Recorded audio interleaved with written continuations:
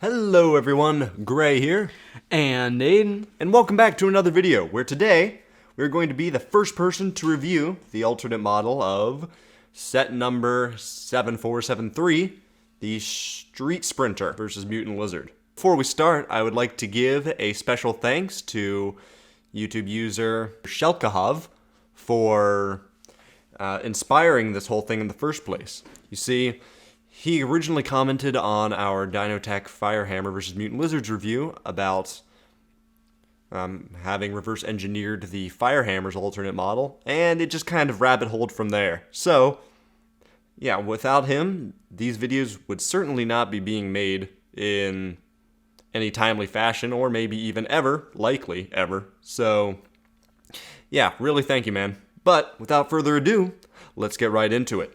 If you watched my previous Dynotech alternate model review, you'll know that the alternate models had a single picture dedicated to them on the back of the first printing of the LEGO Dino Attack boxes.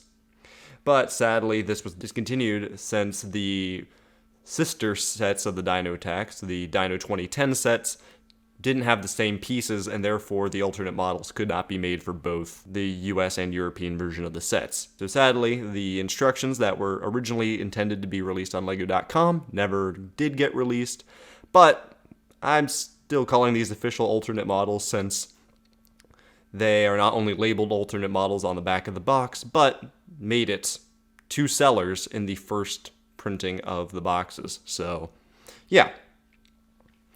Anyways, without further ado, let's review the set.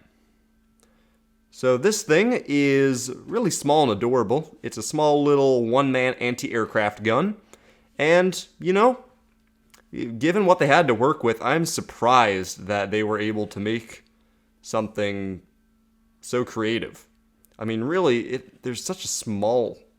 I guess there's a surprising amount of parts considering that the set's just a four-wheeler and a dinosaur, but... wow, I mean, they really thought outside the box for this one. So as you can see here, it has a little bracer in the back, two little bracers in the front, which could also be an explanation for how it moves to track the vehicles, kind of moving along the ground like so. And yeah, it's a really short and sweet model. The gun can go farther back and farther up, just to a limited degree, and, you know, it's nice and simple like that. These little nibs here stop it from going any farther, but I'm sure if you forced it, you could probably get something to happen, although this model is prone to being fragile around this area. It also rebuilds this launcher module and does it to a pretty good effect, making it a believable light anti-aircraft gun. But sadly, I do not currently own both the sets, so I cannot review them directly side by side, but holding a picture in my mind's eye, you know, I personally think that this is an improvement from the original vehicle. This thing is easily the most unique of the alternate models for this theme, going the most outside the box when rethinking the set's pieces, turning it into a completely different and basically stationary vehicle.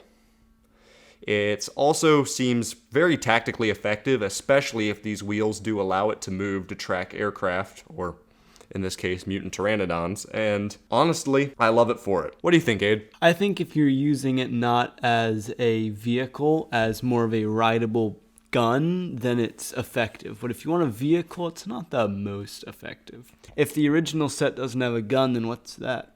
Well, I didn't say it doesn't have a gun. I said the original vehicle isn't even armed.